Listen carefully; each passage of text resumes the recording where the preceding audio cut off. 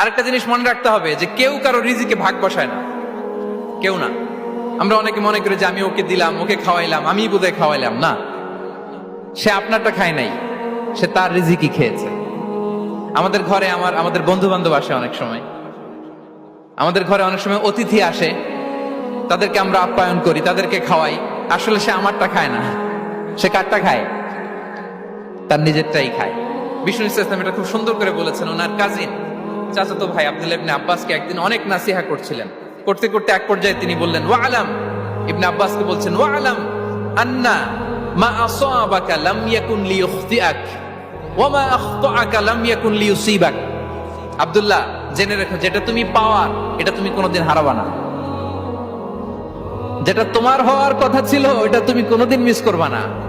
আর যেটা তুমি পাওয়ার কথা না, গোটা বিশ্বের সব শক্তিকে হাতের মুঠোয় আনলেও সেটার দেখা তুমি পাবে না।